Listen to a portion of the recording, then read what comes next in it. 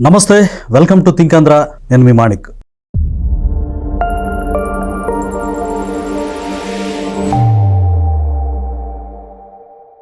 మనతో పాటు ఉన్నారు ప్రముఖ పొలిటికల్ అనలిస్ట్ అప్పసాని రాజేష్ గారు. నమస్కారం సార్. నమస్కారం సార్, గత ప్రభుత్వంలో మద్యం కుంభకోణం జరగలేదు, అసలు కల్తీ మద్యం అనేది లేదు అని చెప్పి సజ్జల దగ్గర నుంచి వైసీపీ పెద్దలందరూ కూడా మాట్లాడేది అక్రమ కేసులు అని చెప్పి మాట్లాడారు. కానీ ఈ రోజున తవ్వే కొద్దీ ఆ మద్యం ముడుపుల విషయంలో చాలా లోతైన అంశాలు బయటకు వస్తా ఉన్నాయి. అందులో భాగంగానే అనిల్ చోక్రా అనేటువంటి ముంబైలో ఉండే వ్యక్తి, ఆయన రాజస్థాన్, ఆయన నేటివ్ ప్లేస్, ఆయన అకౌంట్ లోకి ఈ డిస్టిలరీ ఎవరైతే జగన్మోహన్ రెడ్డి గారు కన్ఫర్మ్ చేశారో వాళ్ళ డిస్టిలరీస్ మొత్తం కూడా అమౌంట్ అనిల్ చోక్రా అకౌంట్ లో వేసేవాళ్ళు. అక్కడ నుంచి ఆయన కమిషన్ తీసుకొని వీళ్ళకి మళ్ళా రిటర్న్ వచ్చాయి, నగదు రూపంలో, బంగారం రూపంలో. అసలు ఈ అంటే తేడతెల్లం అయిపోయింది. దీని వెనక మూల విరాట్ జగన్మోహన్ రెడ్డి గారు ఉన్నట్టుగా క్లియర్ గా అర్థమవుతుంది. ఈ అనిల్ చోక్రా ఎవరు, ఈయన అకౌంట్ లో ఎందుకు వేశారు, అసలు టోటల్ గా ఇప్పుడు వెలుగులోకి వచ్చిన కొత్త మద్యం కోణంలో మీరేం చెప్తారు సార్? అంటే సహజంగా వ్యవస్థీకృతమైన నేరాలకు పాల్పడే వాళ్ళు ఆ అన్ని రంగాల్లో వాళ్ళు ఆరితేరి ఉంటారు. అధికారం, యంత్రాంగం, దానికి తగిన వనరులు, పాలసీ డెసిషన్స్, ఇవన్నిటిని వనరులుగా మార్చుకొని దాని ద్వారా డబ్బు ఎలా సంపాదించవచ్చు అని చెప్పని ఆ రోజు వైఎస్ రాజశేఖర రెడ్డి ఈ రాష్ట్రానికి పరిచయం చేస్తే దాన్ని మరింత విస్తృతపరిచింది ఆయన. కిటికీలు తెరిస్తే ఆయన కొడుకు ద్వారాలు తెరిచాడు, పూర్తిగా ఓపెన్ చేశారు. ప్రభుత్వం ద్వారా ఒక పాలసీ డెసిషన్ తీసుకున్నారు. ఏమని, ఇక నుంచి ప్రైవేట్ వ్యక్తుల ద్వారా వైన్ షాపుల నిర్వహణ జరగదు, ప్రభుత్వ ఆధ్వర్యంలోనే రీటైల్ అమ్మకాలు జరుగుతాయి అని చెప్పని ఒక పాలసీ డెసిషన్ తీసుకున్నారు. ఈ పాలసీ డెసిషన్ తీసుకోవడానికి కూడా జగన్మోహన్ రెడ్డి ప్రభుత్వంలో IT adviser Rajakesh Reddy, Jaganmohan Reddy party parliamentary party నాయకుడు విజయసాయి రెడ్డి, లోక్సభ సభ్యుడు మిథున్ రెడ్డి, జగన్మోహన్ రెడ్డి పిఏ ధనుంజయ రెడ్డి, జగన్మోహన్ రెడ్డి ఓఎస్డి కృష్ణమోహన్ రెడ్డి, ఒక డిస్టిలరీ యజమాని సజ్జల శ్రీధర్ రెడ్డి, వీళ్ళందరూ కలిసి విజయసాయి రెడ్డి ఇంట్లో సమావేశాలు ఏర్పాటు చేసి ఈ ప్రైవేటు వ్యక్తుల చేతుల నుంచి రిటైల్ వ్యాపారాన్ని ప్రభుత్వం ఆధ్వర్యంలోకి తీసుకురావాలి అని చెప్పని ఒక నిర్ణయం తీసుకున్నారు. విజయసాయి రెడ్డి గారు డైరెక్ట్ గా స్టేట్మెంట్ ఇచ్చారు. సహజంగా మద్యం పాలసీ గురించి, పాలసీ కొత్తగా దాన్ని అంటే అమల్లో ఉన్న పాలసీని వేరే రూపంలో ట్రాన్స్ఫర్మేషన్ చేయాలి అనుకున్నప్పుడు ఆ మార్పు చేర్పుల గురించి మొట్టమొదటగా సచివాలయంలో ఆ కన్సర్న్ శాఖ పేషీలో ఆ మంత్రి గారు, ఆ కన్సర్న్ ప్రిన్సిపల్ సెక్రటరీ వాళ్ళ మధ్య చర్చ జరుగుద్ది. ఆ తర్వాత వాళ్ళు ఆ ప్రతిపాదనతో ఒక బిల్లు తయారు చేస్తారు. దాన్ని మంత్రివర్గంలోకి తీసుకొస్తారు, కేబినెట్ అజెండాలో పెట్టి కేబినెట్ లో చర్చిస్తారు. ఇది ప్రాసెస్. కేబినెట్ లో చర్చించిన తర్వాత అసెంబ్లీకి తీసుకొచ్చి అసెంబ్లీలో చట్ట సవరణ రూపంలో, బిల్లు రూపంలో పెట్టి అసెంబ్లీలో చర్చించి అసెంబ్లీలో ఆమోదం పొందిన తర్వాత గవర్నర్ గారి దగ్గరికి పంపిస్తారు. జరగాల్సిన ప్రొసీజర్ ఇది. అసలు ఎవరి విజయసాయి రెడ్డి, ఎవరి మిథున్ రెడ్డి, ఈ ధనుంజయ రెడ్డి ఎవరు, కృష్ణమోహన్ రెడ్డి ఎవరు, శ్రీధర్ రెడ్డి ఎవరు? డిస్టిలరీ యజమాని. అతను ప్రభుత్వ పాలసీల రూపకల్పనలో అతను భాగస్వామి కావడం ఏంటి? మీకు ఒక ఎగ్జాంపుల్ చెప్తాను నేను. 2014లో నా వైఫ్ మా మండలానికి ఎంపీటీసీగా కంటెస్ట్ చేసింది మా ఊరి నుంచి. అలా నామినేషన్ ఫైల్ చేసిన సందర్భంలో మా నైబరింగ్ విలేజ్, ఆ విలేజ్కి సంబంధించిన కుర్రు వెంకటరెడ్డి గారు అని చెప్పని తెలుగుదేశం పార్టీ ఆయన ఎంపీపీ అభ్యర్థిగా పరిగణలోకి తీసుకుంటున్నారు. ఆయన ఎంపీటీసీగా నామినేషన్ వేయాలి అనుకున్నప్పుడు అక్కడ ఒక హడ్డీలు అడ్డం వచ్చింది ఆయనకి. ఆయన అదే మండలంలో రిజిస్టర్డ్ కాంట్రాక్టర్. ఆ మండలంలో రిజిస్టర్డ్ కాంట్రాక్టర్ అంటే ఆ మండలానికి వెండర్. ఆయన అంటే నాట్ ఎలిజిబుల్. ఆయన పోటీ చేయడానికి అనర్హుడు. ఆ మండల పాలక మండలిలో ఎంపీటీసీ అంటే రేపు మండల పాలక మండలి కదా, పాలక మండలికి పోటీ చేయడానికి ఆ మండలంలో వెండర్గా ఉన్న వ్యక్తి పోటీ చేయకూడదు. ఒక ఎంపీటీసీ నామినేషన్ వేయడానికి ఇంత కట్టుదిట్టమైన నిబంధనలు ఉన్నప్పుడు ఒక ప్రభుత్వ పాలసీని ఒక వెండర్ ఆ సమావేశంలో కూర్చొని ఎలా డిసైడ్ చేస్తాడు? నిజంగా రూల్స్ అగెన్స్ట్ ఇది. చాలా అసలు జరిగింది మొత్తం రూల్స్ అగెన్స్టే. సచివాలయంలో జరగాల్సిన చర్చలు excise minister, excise principal secretary దగ్గర ఈ చర్చలు బిగిన్ కావాలి. కానీ ఆ చర్చించిన ఏ వ్యక్తులకి ఆ పాలసీస్తో అధికారికంగా సంబంధం లేని వ్యక్తులు కూర్చొని చర్చించి పాలసీ డిసైడ్ చేశారు. ఎందుకు? వాళ్ళ దృష్టిలో వైసీపీ పార్టీకి, జగన్మోహన్ రెడ్డి గారికి, ప్రభుత్వానికి కూడా ఆదాయం వచ్చే విధంగా పాలసీ రూపకల్పన జరగాలి. అంటే స్వకార్యం, స్వామి కార్యం రెండూ జరగాలి. అంటే నిబంధనలు పూర్తిగా తుంగలో దొక్కినట్టే సార్. మరి అసలు తుంగలో తొక్కారు. లేకపోతే ప్రభుత్వంలో ఐటీ అడ్వైజరు ఇవాళ ఇన్ని నెలలుగా జైల్లో ఉండటం ఏంటి? నిజంగా ఆశ్చర్యం. నీ ఐటీ డిపార్ట్మెంట్కి సంబంధించి అతను ఐటీ అడ్వైజర్గా అతను అధికార దుర్వినియోగానికి పాల్పడ్డాడు అని చెప్పని అరెస్ట్ చేస్తుంటే వేరు. మద్యం పాలసీ విషయంలో సంబంధం లేని విషయంలో పైగా ఏం చేశారు? ప్రభుత్వ ఆధ్వర్యంలోకి రీటైల్ అమ్మకాలు తీసుకొచ్చారు. అదే సందర్భంలో అప్పటి వరకు అమల్లో ఉన్న అన్ని బ్రాండ్లని పక్కకు జరిపేసి సరికొత్త బ్రాండ్లు ఆ సరికొత్త బ్రాండ్లు కూడా ఇక్కడ గమనించుకుంటే 2019 నవంబర్ నెలలో ఈ కొత్త మద్యం పాలసీని అమల్లోకి తీసుకొచ్చారు. కొత్త మద్యం పాలసీ అనౌన్స్ అయిన తర్వాత సరిగ్గా ఈరోజే డిసెంబర్ 2వ తారీఖు రోజు అదాన్ డిస్టిలరీ అనే చెప్పనే కంపెనీ కొత్తగా రిజిస్టర్ అయింది.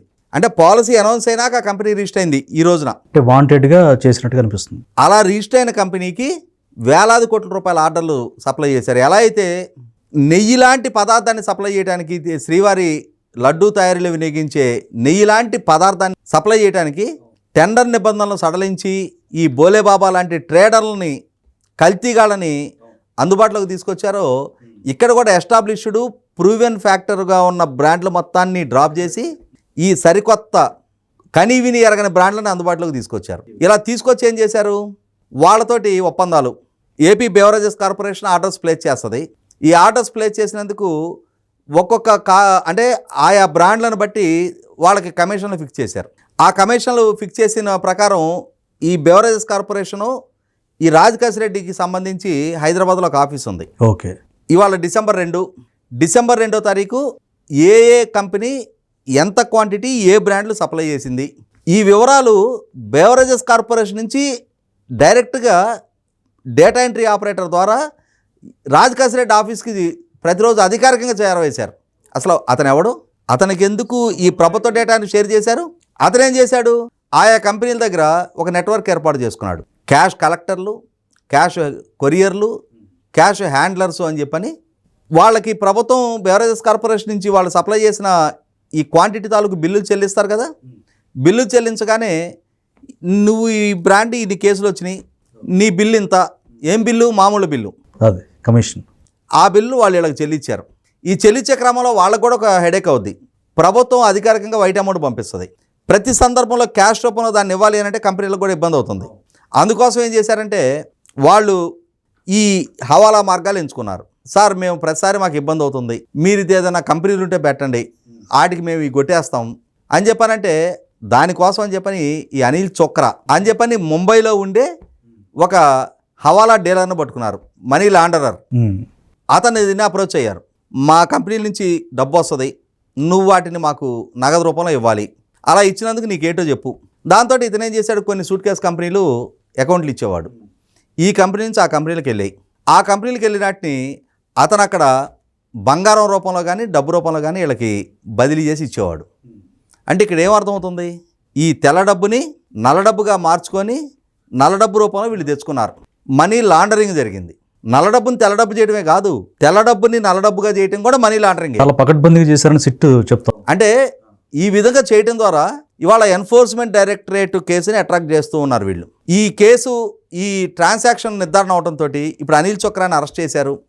అనిల్ చోక్రా కూడా నిజాలు చెప్పాడు, నిజం నిర్భయంగా చెప్పేశాడు. కాంటిపడి సిచ్యువేషన్లో నాకెందుకు వచ్చిన తగలాట మీద నీకైదు కమిషన్ దక్కింది, ఇక్కడ వీళ్ళేదో 1000 కోట్లు దోచుకున్నారంట, 3500 కోట్లు దోచుకున్నారు. దాంట్లో ఇప్పటిదాకా మనకి ఈ రూట్లో ఈ జరిగిన ట్రాన్సాక్షన్లో 77 కోట్ల గురించే, అంటే లెస్ దాన్, అంటే 2%, చాలా తక్కువ అమౌంట్ అన్నట్టు, చాలా తక్కువ అమౌంట్. ఇప్పుడు ఈ చెవిరెడ్డి భాస్కర్ రెడ్డికి సంబంధించిన ఆస్తులు చెప్తూ, అలాగే రాజకేశ్ రెడ్డి సాచార్యుడు ఉన్నాడు, అతని బావమరిది అతని ప్రియురాలు కొట్టేసిందంట కొన్ని కోట్లు. అవును సార్, ఈ మంచి న్యూస్. వాటిని కూడా మరి ఆస్తులు అమ్మించి ఆ డబ్బులు రికవర్ చేస్తూ ఉన్నారు. ఒక 11 కోట్లు ఒక దగ్గర నుంచి క్యాష్ రూపంలో పట్టుకున్నారు.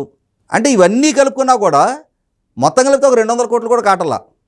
కానీ మరి 3500 కోట్లు మరి వీటిని ఇంకా ఎటెటు పంపించారు, ఏం చేశారు, ఎన్నికల ఖర్చుల కోసం చెవిరెడ్డి భాస్కర్ రెడ్డి ద్వారా అభ్యర్థులకు పంపిణీ చేయబడిందని చెప్పని అంటున్నారు.